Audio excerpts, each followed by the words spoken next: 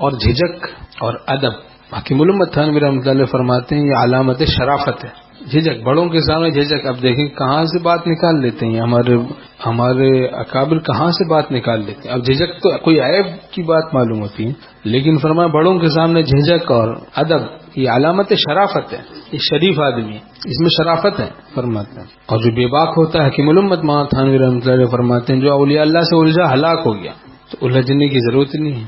ایک دفعہ ہم نے کہا کہ بقدر ادب انسان پانی میں ہوتا ہے، پتہ چل جاتا ہے. بے ادبوں کو تو چاہیے کہ مقامات اور درجات کا کبھی وسوسہ بھی نہ لائیں، وہ تو ایمان کی خیر منا ہے، ایمان کی خیر بنا ہے. مولانا روم رحمۃ اللہ علیہ دعا کرتے ہیں خدا جو توفیق ادب، بے ادب محروم مندس فضل رب. اے اللہ مجھے توفیق ادب نصیب کر دے کہ بے ادب شخص فضل خدا بندی سے محروم رہتا ہے. ہمارے شیخ رحمۃ اللہ نے فرمایا جو خانقاہ میں بھی عزت چاہے تو وہ گدھا ہے، گدھا. اور فرمایا کہ الامت تھانوی رحمۃ اللہ نے کہ بیعت اس کو کرو جس کو کم سے کم گدھا تو کہہ سکو، روک ٹوک تو کر سکو.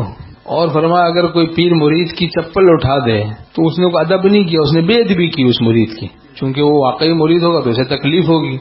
اور ادب نام ہے راحت رسانی کا، بے ادبی نام ہے ایزا رسانی کا. تو ایزا دی اس نے، بھائی چھوٹوں کا بھی ادب ہے، ان کو تکلیف نہ دیں. تو اس نے چپل اٹھائی، مرید کی چپلیں اٹھا دی. تو یہ تو بے ادبی کی، ادب تھوڑا کیا اس نے. ایک تو دماغ خراب کر دیا اس کا. ہم نے کہا دوستوں سے آج کل ہوا بھرنے والے بہت ملتے ہیں، ہوا نکالنے والے بہت کم ملتے ہیں.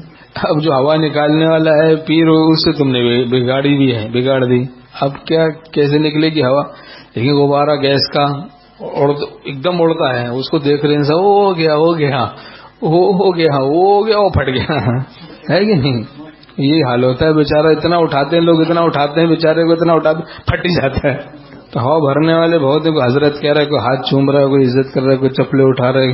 ہمارے شیخ رحمۃ اللہ فرماتے تھے کہ اللہ والوں کی خانقاہ میں اس شخص کو فیض ہوتا ہے جو مٹی بن کر رہے، کہ لوگ اس پر چلیں تھوکیں وہ اف بھی نہ کریں. تو تواضع والوں کو فائدہ ہوتا ہے، تواضع والوں کو، تکبر والوں کو فائدہ نہیں ہوتا.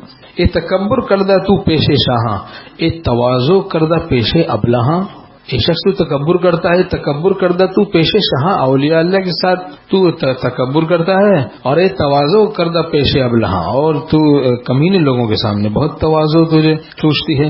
سیٹ کے سامنے سر کرتے ہیں، دنیا کے چکر میں سر کرتے ہیں، اور دین کے لیے اہل اللہ کے سامنے وہاں تکبر سوچتا ہے.